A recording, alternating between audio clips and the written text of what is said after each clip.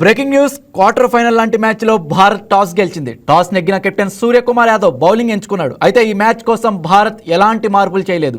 గత మ్యాచ్లో జింబాబ్వేపై ఆడిన జట్టునే యథాతథంగా కొనసాగించింది. మరోవైపు ఈ మ్యాచ్ కోసం వెస్టిండీస్ మాత్రం ఓ మార్పు చేసింది. బ్రాడన్ కింగ్ స్థానంలో అకీల్ హుసేన్ తుది జట్టులోకి వచ్చాడు.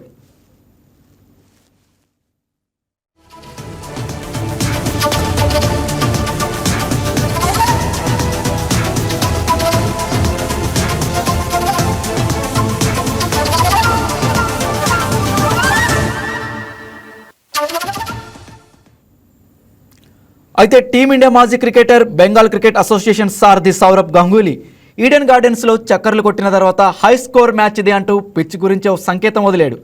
దీనికి అనుకూలంగానే భారత్ వెస్టిండీస్ జట్ల సాధన కనిపించింది. వెస్టిండీస్లో పవర్ హిట్టర్లుగా పేరున్న రూదర్ఫోర్డ్, షెఫర్డ్ నెట్స్లో భారీ షాట్స్ సాధన చేశారు. పైగా బ్యాటింగ్ కారణంగా భారత్ బ్యాటర్లకు పని సులువైనప్పటికీ పేసర్లు, స్పిన్నర్లకు మాత్రం కఠిన సవాల్ తప్పదు. విండీస్ జట్లో దూకుడుగా ఆడే బ్యాటర్లకు కొదవేం లేదు.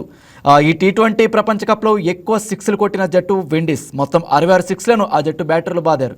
ఒకరి తర్వాత మరొకరు హిట్టింగ్ చేసేందుకే మొగ్గు చూపిస్తారు. హమ్మయ్య, ఈ బ్యాటర్ అవుట్ అయ్యాడని సంబరపడే లోపే మెరుపు ఇన్నింగ్స్లో ఆడే స్టార్లు విండీస్ సొంతం. చివరి మ్యాచ్లో గెలవడం మనకెంత ముఖ్యమో వారికి అంతే.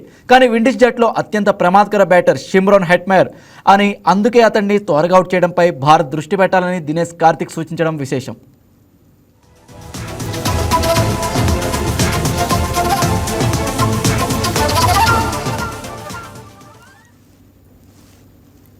టీ20 ప్రపంచ కప్లో చివరి సూపర్ 8లో విజయం సాధిస్తే నేరుగా సెమీస్కు చేరుకుంటుంది. మరోవైపు విండీస్కు గెలవడం అత్యంత ముఖ్యం. ఈ క్రమంలో Bharat assistant coach ten Doeschate press కాన్ఫరెన్స్లో మాట్లాడారు. విండీస్ బ్యాటింగ్ లైనప్ గురించి తమకు పూర్తి అవగాహన ఉందని తెలిపారు.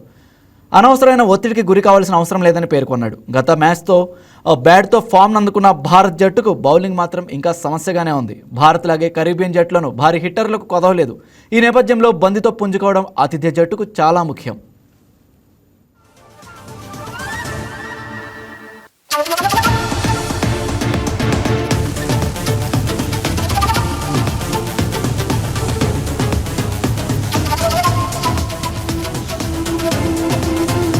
Please subscribe to YK TV Network. Please subscribe to YK TV. Please watch YK News. Don't forget to subscribe YK News channel.